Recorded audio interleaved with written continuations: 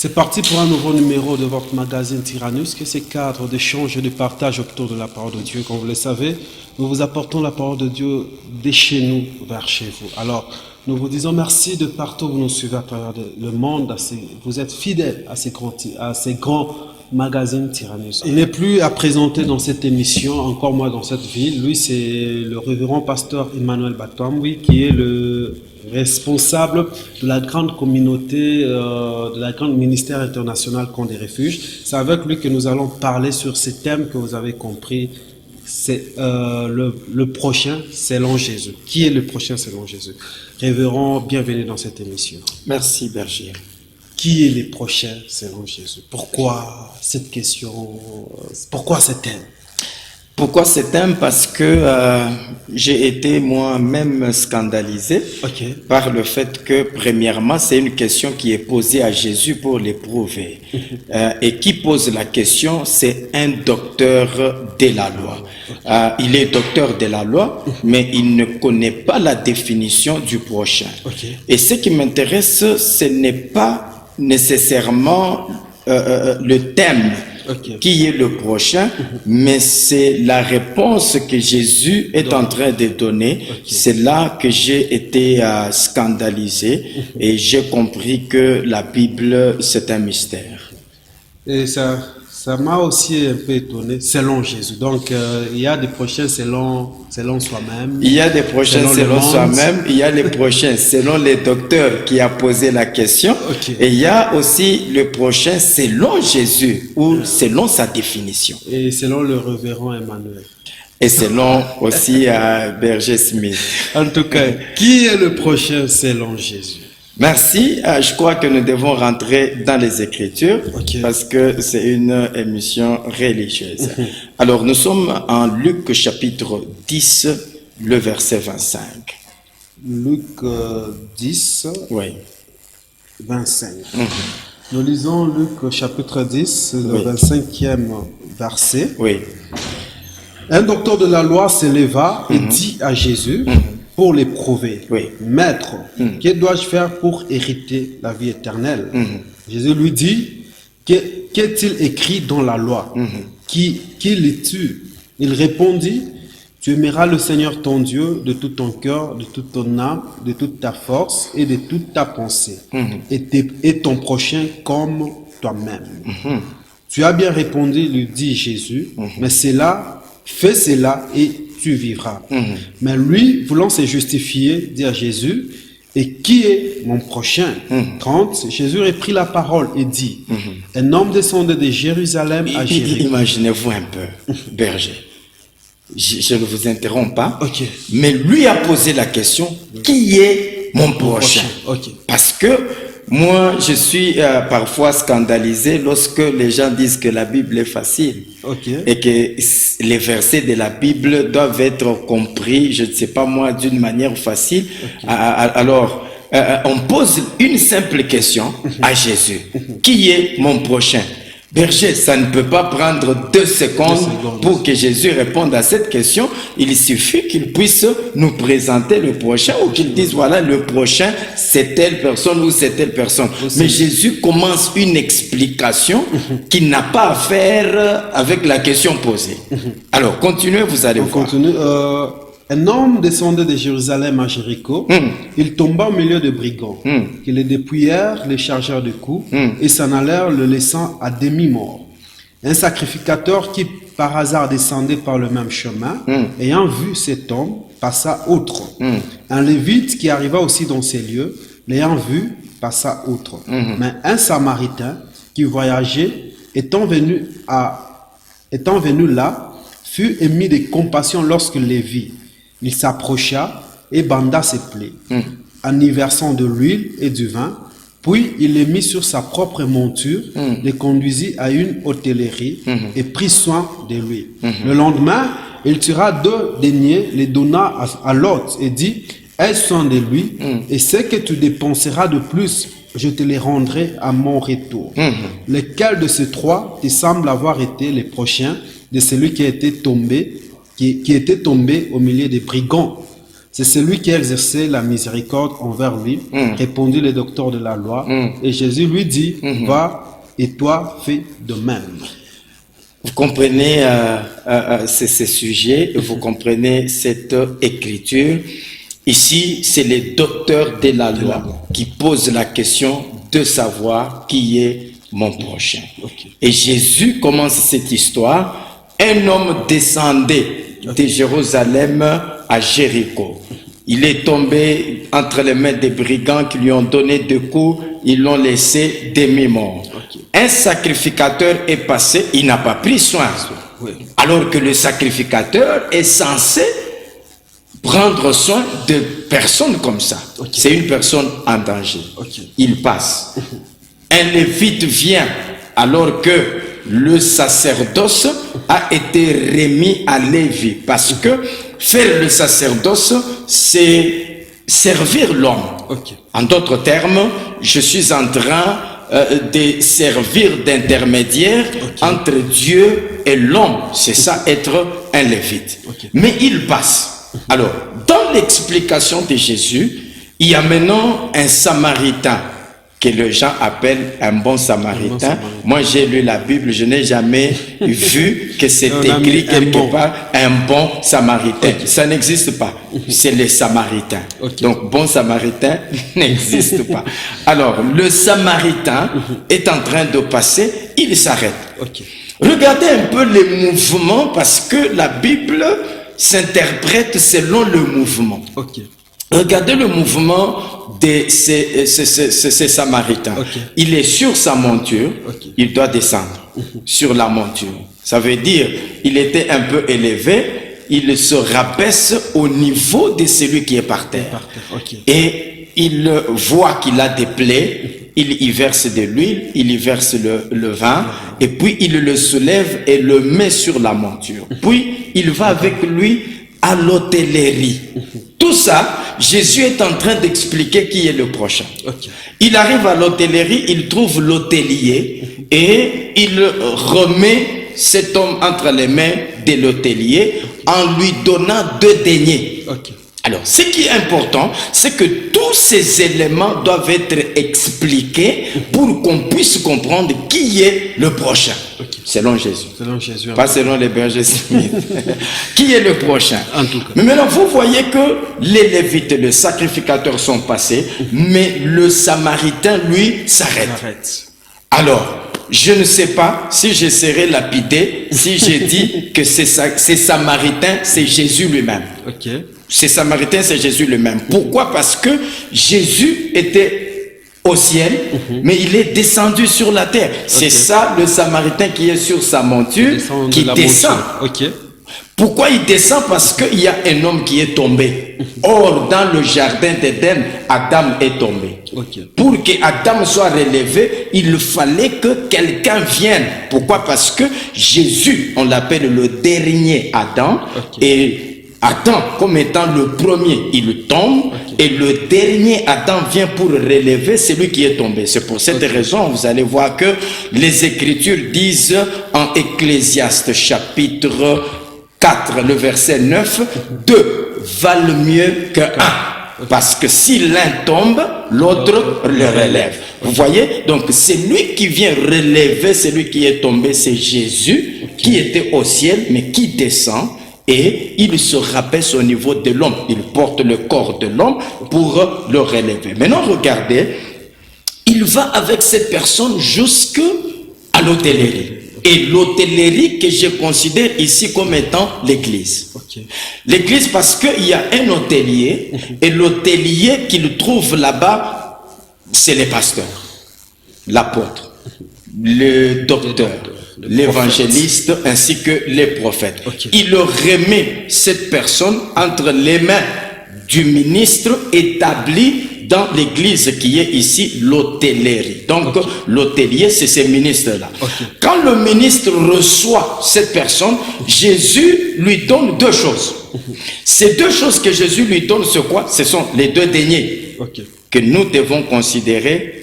Je ne sais pas si on va encore me lapider, que je considère comme cantique des cantiques chapitre 8, le verset 8e, la Bible, parce que les gens prennent Cantique de Cantique comme étant berger. Prochainement, peut-être on parlera de Cantique de Cantique. Oui, un livre très, très extraordinaire. Les gens croient que quand on parle de Cantique, on est en train de sortir des histoires d'amour pour écrire, je ne sais pas moi, aux gens qu'on aime et qu'on sort. Alors que c'est un livre qui parle du salut, parce que Cantique de Cantique parle de Salomon et de la bien-aimée. Salomon, c'est le fils de David, qui est Jésus-Christ lui-même, et la bien-aimée ici, c'est l'épouse du Seigneur, qui est l'Église. Mais Cantique de Cantique, chapitre 8, le verset 8, la Bible dit, nous avons notre jeune sœur, qui n'a pas encore de mamelle. Que ferons-nous de notre sœur le jour qu'on la recherchera? Ah, c'est une jeune sœur, mais qui n'a pas encore de mamelle. Il n'y a jamais 3 mamelles. Donc, il y a 2 mamelles. Vous voyez? C'est pour cette raison, quand Jésus va à l'hôtellerie, il donne 2 deniers à l'hôtelier. Ça signifie que chaque serviteur de Dieu aujourd'hui a reçu 2 deniers ou doit avoir 2 deniers. Les 2 deniers qu'il a reçus, c'est quoi? Ce sont les 2 mamelles. De la jeune fille. Ces 2 mamelles là-bas, c'est quoi? C'est la parole, parce que 1 Pierre, on peut lire ça, 1 Pierre chapitre 2, le verset 2e, vous allez voir que la parole de Dieu est définie comme étant le lait maternel. 1 Pierre chapitre 2, le verset 2. Ouais. Désirez comme des enfants nouveau-nés, le lait spirituel et pur, afin que par lui, vous croissiez pour les saluts. Très bien. Désirez comme des enfants nouveau-nés le lait maternel, afin que vous croissiez. Donc le lait maternel ici est défini comme étant la parole de Dieu. Alors, avoir des mamelles, c'est 2 mamelles, c'est la parole de Dieu et aussi la prière. C'est pour cette raison, vous allez voir que l'église primitive a eu des problèmes à un certain moment. Pourquoi? Parce que il y avait les pains qui étaient rompus chaque jour, qu'on partageait. Il y avait le ministère de la parole et tout ça. Mais l'apôtre Pierre va s'arrêter un jour. Il dit non, c'est pas possible. Nous ne devons pas tout faire. Alors, à partir d'aujourd'hui, choisissez 7 personnes de qui on rend un bon témoignage, établissez-les comme étant des diacres. Je crois que c'est Actes des Apôtres, chapitre 7. Établissez-les comme étant de diacres et qu'ils puissent servir à la distribution de pain. Maintenant, nous occuperons de la prière et du ministère de la parole. Imaginez-vous, donc la parole, c'est tout un ministère.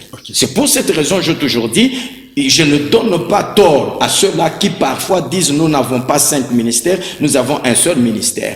Quand ils disent nous avons un seul ministère, c'est parce que tous les 5 ministères se résument en un seul ministère qui est le ministère de la parole. Très bien, parce qu'il n'y a pas de prophète sans parole, il n'y a pas des évangélistes sans parole, ainsi de suite. Alors, nous comprenons maintenant ici que lorsque l'apôtre Pierre parle, il dit nous devons nous appliquer à la prière et à la parole. Ça fait 2 choses. Ce sont les 2 deniers que le Samaritain laisse à l'hôtelier. Donc l'hôtelier doit être en possession de 2 choses, et ces 2 choses sont la parole ainsi que la prière. Lorsqu'un serviteur de Dieu aujourd'hui a la parole de Dieu, c'est pour cette raison, il y a des gens qui vous disent que non, chacun a sa grâce. Moi, ce sont les miracles, mais il n'y a pas de miracles sans la parole. Pourquoi? Parce que les miracles, ce sont comme des ingrédients.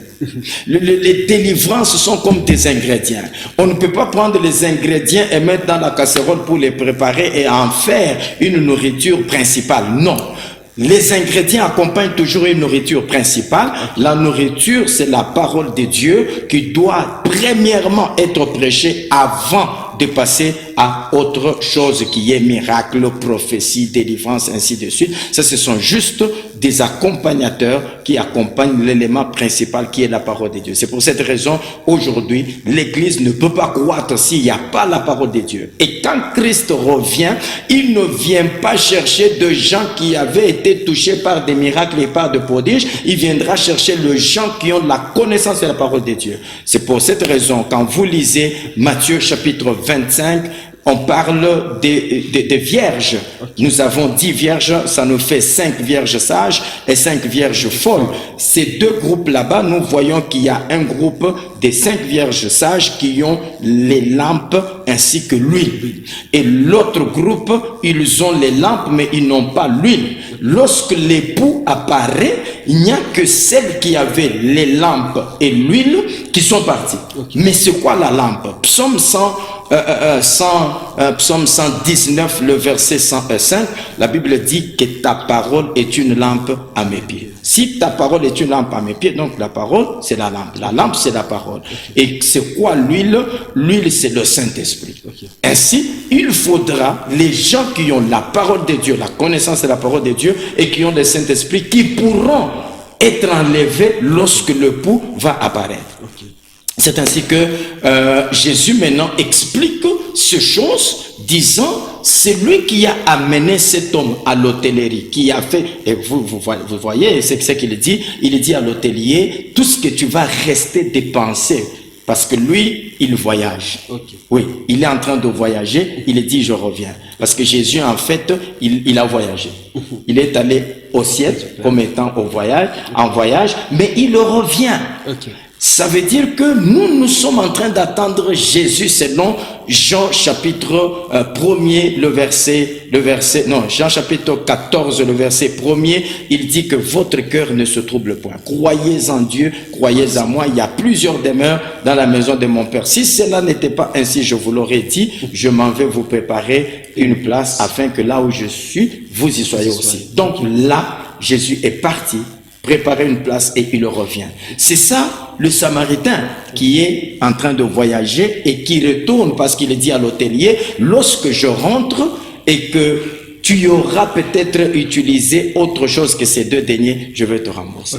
Maintenant, Jésus définit les prochains comme étant ces Samaritains-là. Si ces prochains comme étant le Samaritain, c'est Jésus lui-même. Nous comprenons que le vrai prochain, selon Jésus, c'est celui qui donne sa vie pour son prochain. C'est pourquoi il dit, il n'y a pas de plus grand amour que de donner sa vie pour les autres. Révérend, il nous reste quelques minutes. Quelqu'un est choqué, donner sa vie. Est-ce que, comme on est avec nos amis techniciens, s'ils m'aiment, ils peuvent donner leur vie pour moi? Ça dépend de quelle manière ils peuvent donner leur vie pour vous. Souvenez-vous que la veuve de Sarepta, elle est assise dans sa parcelle ou en train de ramasser le bois, mais elle voit Élie apparaître et lui dit, voilà, donne-moi à manger. Il dit non. Moi, il me reste qu'un poignet de farine, qu'une poignée plutôt de farine, et je vais préparer, manger avec mon fils et mourir. Voilà. Mais il lui dit, donne-moi d'abord ça. Elle a donné. Ça signifie qu'elle a donné sa vie pour le prochain. Je crois qu'il y a quelqu'un qui s'est dit, ça me complique un peu. Donc, donner sa vie, c'est pas seulement mourir physiquement. Non, parce qu'il n'y a personne qui va encore mourir physiquement pour un autre. Il n'y a aucun autre sang qui peut sauver quelqu'un. Parce que mon sang, même en tant que pasteur, ne peut jamais sauver, même un moustique. Il n'y a que le sang de Jésus qui devait sauver. Donc, quand nous disons donner sa vie pour les autres, c'est-à-dire que même lorsque quelqu'un a mal agi contre toi, au lieu de le mettre à sa place, toi mets-toi à sa place. Donc, les actes qu'on peut poser pour le prochain définit si on est vraiment prochain ou pas. Voilà, c'est ce que je voulais qu'on puisse savoir. Les actes qu'on est en train de poser, ce sont ces actes-là qui font que on puisse... Imaginez-vous que la Bible dit, tu aimeras ton prochain comme toi-même. Ça signifie, tu dois d'abord aimer Dieu. À part Dieu, tu t'aimes. Après toi, tu aimes le prochain. Et puis, l'amour que tu te donnes, l'amour que tu te donnes doit être égal à l'amour que tu donnes au prochain. Wow. C'est très fort. Révérend, on est presque à la fin. à la fin de cette émission. Qu'est-ce que vous pouvez dire à toutes ces personnes qui pensent que tellement qu'on l'a blessé, on l'a fait du mal, il ne peut plus pardonner, il ne peut plus sentir l'autre, comme on peut le dire. Il ne peut même pas sentir l'autre parce qu'il a connu beaucoup de découps, beaucoup de blessures. Matthieu chapitre 6, quelque part, la Bible dit, si vous ne pardonnez pas aux hommes leurs péchés, votre Père dans les cieux ne vous pardonnera pas non plus. Le pardon libère. Quelqu'un qui n'a pas pardonné, il se lie et il lie celui à qui il pardonne pas. Donc, on est obligé de pardonner. Voilà pourquoi Dieu lui-même nous pardonne toutes les fois que nous lui demandons pardon. C'est fait un plaisir en tout cas, révérend, de vous recevoir une fois de plus sur ces plateaux. Avec la dernière question, dans 30 secondes, question d'actualité. Quel est le point de vue du révérend Emmanuel sur les phénomènes voyants? Voyant, c'est compliqué parce que selon le voyant, même quand Dieu n'a pas dit, lui il voit. C'est ce qu'on dit, c'est ce qu'on définit. Le voyant est celui qui voit même lorsque Dieu n'a pas dit. C'est déjà de la folie et c'est le monde à l'envers. En tout cas, c'est les temps de la fin qui arrivent. En tout cas, merci beaucoup, révérend, pour votre disponibilité. Et merci aussi à vous, peuple de Dieu, de nous avoir suivis. Les révérends vous a promis d'expliquer le Cantique des Cantiques. Prochainement, quand on va les recevoir, nous parlerons sur Cantique des Cantiques. À très vite et que Dieu vous bénisse.